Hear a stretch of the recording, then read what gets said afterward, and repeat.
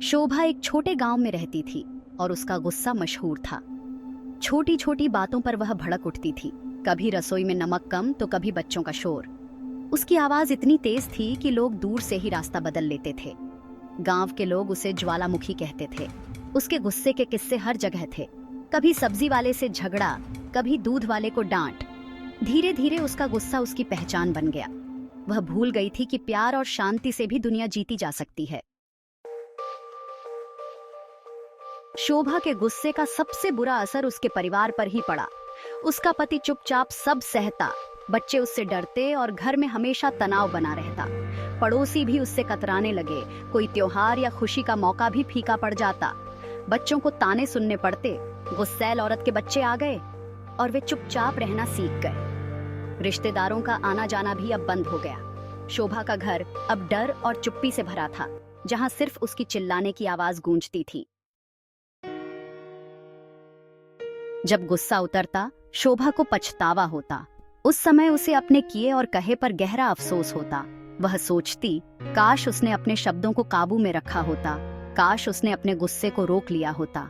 लेकिन अब जो हो गया, उसका बोझ उसके दिल पर भारी पड़ता। रातों को वह जागती रहती, अपने कहे कड़वे शब्दों को याद करती। उसकी आंखों में नींद नहीं होती, बस पछतावे के आंसू होते।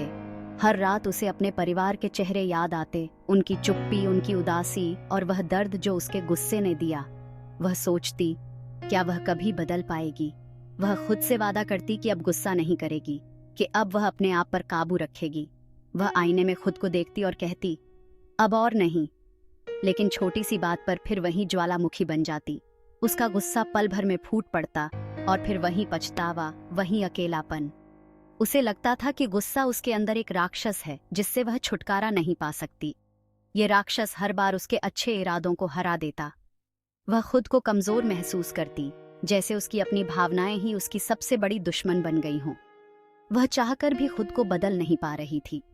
उसका अकेलापन बढ़ता गया। कोई दोस्त नहीं, कोई सहारा नहीं। उसके अपने भी उससे दूर होते जा रहे थे। वह देखती कि गांव की दूसरी औरतें आपस में हंसती बोलती हैं, लेकिन उसके पास बात करने वाला कोई नहीं था। उसका मन और भी भारी हो जाता। एक दिन उसने देखा कि उसके बच्चे पड़ोसन से प्यार पा रहे हैं और उसे एहसास हुआ कि वह अपने बच्चों को माँ का प्यार नहीं दे पा रही। वह दूर से देखती रही, उसकी आंखों में आंसू थे। उसे लगा, उसके गुस्से ने उसके बच्चों को भी उससे दूर कर दिया है। वह सोचने लगी, अगर यही चलता रहा तो उसके बच्चे भी उससे हमेशा के लिए दूर हो जाएंगे। उसी दिन उसने ठान लिया, अब बदलाव जरूरी है। उसने खुद से वादा किया कि वह अपने गुस्से पर काबू पाएगी, अपने बच्चों को प्यार देगी और अपने रिश्तों को फिर से संजोएगी। वह जानती थी कि यह आसान नहीं होगा, लेकिन अब उसके पास एक मकसद था, अपने परिवार को फिर से जोड़ना और खुद को एक बेहतर इंसान बनाना। एक छोटे से गांव में, जहां जीवन अपनी साधारण गति से चलता था, अचानक एक नई हलचल मच गई। गांव में खबर फैली कि नदी किनारे एक महात्मा आए हैं, जिनकी उम्र और अनुभव उनके चेहरे की झुर्रियों में साफ झलकती थी। लोग दूर दूर से उनके दर्शन और प्रवचन सुनने के लिए आने लगे। कहा जाता था कि उनके प्रवचन से लोगों की समस्याएं हल हो रही हैं। गांव के लोग, जो पहले अपने अपने दुखों में उलझे रहते थे, अब एक नई उम्मीद के साथ एकत्रित होने लगे। इन्हीं लोगों में थी शोभा, एक साधारण ग्रामीण महिला जिसने पहले इन बातों को अनसुना कर दिया था। उसे लगता था कि उसके जीवन की परेशानियां इतनी आसान नहीं कि कोई साधु महात्मा उन्हें दूर कर सके। लेकिन धीरे धीरे उसने देखा कि गांव के झगड़ालू लोग भी बदल गए थे। जो लोग पहले छोटी छोटी बातों पर लड़ते थे, अब एक दूसरे की मदद करने लगे थे। गांव में एक नई एकता और सौहार्द का माहौल बनने लगा था। शोभा के मन में भी एक हल्की सी उम्मीद जगी। शायद यही रास्ता है जिससे उसके जीवन में भी कुछ बदलाव आ सकता है। उसे लगा कि अगर इतने लोग बदल सकते हैं तो शायद वह भी बदल सकती है। एक शाम जब सूरज ढलने लगा और गांव में हल्की ठंडक छा गई, शोभा ने भी साहस जुटाया और संत के प्रवचन में पहुंच गई। वहां पहले से ही गांव के कई लोग एकत्रित थे। सबकी आंखों में उम्मीद की चमक थी। संत ने अपनी शांत आवाज में कहा, क्रोध एक आग है जो सबसे पहले खुद को जलाती है। उनके शब्दों में गहराई थी और हर कोई ध्यान से सुन रहा था। संत ने समझाया कि जब हम गुस्से में होते हैं तो सबसे ज्यादा नुकसान खुद को ही पहुंचाते हैं। यह आग हमारे मन की शांति को जला देती है और हमारे रिश्तों को भी। शोभा को लगा जैसे ये शब्द उसी के लिए कहे गए हैं। उसके मन में छुपा गुस्सा और दुख जैसे सामने आ गया। उसे महसूस हुआ कि शायद यही वजह है कि वह हमेशा बेचैन रहती है। प्रवचन के बाद उसकी आंखों में आंसू थे, पश्चाताप और उम्मीद के। उसे लगा कि अब वह अपने जीवन में बदलाव ला सकती है। उसने मन ही मन ठान लिया कि वह अपने गुस्से पर काबू पाएगी और एक नई शुरुआत करेगी। शोभा ने तय किया कि वह संत से मिलकर अपने गुस्से का इलाज पूछेगी। वह जानना चाहती थी कि कैसे वह अपने मन की आग को बुझा सकती है, ताकि उसके जीवन में भी शांति और खुशहाली आ सके। अगली सुबह शोभा संत के पास पहुंची। उसने अपनी सारी समस्या बताई, कैसे गुस्सा उस पर हावी हो जाता है, कैसे वह अपनों से दूर हो गई है। संत ने मुस्कुराकर कहा, क्रोध की दवा है, पर उसका उपयोग कठिन है। उन्होंने एक छोटी शीशी में पानी दिया। जब गुस्सा आए 2 घूंट पानी मुंह में भर लो, और जब तक पानी मुंह में है एक शब्द मत बोलना। शोभा को लगा यही उसकी समस्या का हल है। वह खुशी खुशी शीशी लेकर घर लौट आई। घर पहुंचते ही बेटे ने पानी गिरा दिया। शोभा का गुस्सा उबलने ही वाला था। तभी उसे संत की बात याद आई।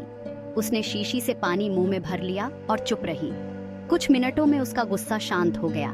उसने बेटे को गले लगाया, पहली बार प्यार से। अब जब भी गुस्सा आता वह पानी मुंह में भर लेती और चुप रहती। धीरे धीरे घर का माहौल बदलने लगा। तनाव की जगह शांति आ गई और परिवार फिर से एक हो गया। 1 महीने बाद शोभा संत के पास गई। उसके चेहरे पर गहरी शांति थी और आंखों में कृतज्ञता की चमक। वह संत के सामने झुकी, जैसे कोई अपने जीवन में बड़ा बदलाव महसूस कर रहा हो। गांव के माहौल में, जहां हर दिन की चुनौतियां आम हैं, शोभा के चेहरे पर यह सुकून सबको हैरान कर रहा था। उसने भावुक होकर कहा, महाराज, आपकी दवा ने सचमुच चमत्कार कर दिया। मेरे घर में अब शांति है, झगड़े कम हो गए हैं और मैं खुद को पहले से कहीं ज्यादा हल्का महसूस करती हूँ। संत मुस्कुराए और बिना कुछ कहे उस शीशी का बचा हुआ पानी जमीन पर गिरा दिया। फिर बोले, बेटी, चमत्कार पानी में नहीं था, असली चमत्कार तुम्हारे मौन में था, तुम्हारे आत्मनियंत्रण में था। असली दवा थी गुस्से के समय चुप रहना। जब भी तुम्हें गुस्सा आया तुमने खुद को रोक लिया और वही तुम्हारे जीवन में बदलाव लाया। मौन ने तुम्हें सोचने का समय दिया और रिश्तों में मिठास घोली। शोभा को अब यह बात पूरी तरह समझ आ गई थी। शक्ति किसी जादुई दवा में नहीं, बल्कि अपने मन को काबू में रखने में है। उसने महसूस किया कि जब हम गुस्से में चुप रहते हैं तो कई समस्याएं खुद खुद हल हो जाती हैं। अब वह जब भी गुस्सा होती बस चुप हो जाती। धीरे धीरे उसके घर का माहौल बदल गया। जहां पहले छोटी छोटी बातों पर झगड़े होते थे, अब वहां शांति और समझदारी थी। उसके बच्चे भी उसकी इस आदत से प्रभावित हुए और घर में खुशहाली बढ़ गई। उसकी कहानी पूरे गांव के लिए प्रेरणा बन गई। लोग अब उसे उदाहरण के तौर पर देखने लगे। सबको समझ आ गया कि क्रोध का सबसे अच्छा इलाज कुछ पल का मौन है। यही मौन रिश्तों को मजबूत बनाता है और जीवन में सच्ची शांति लाता है।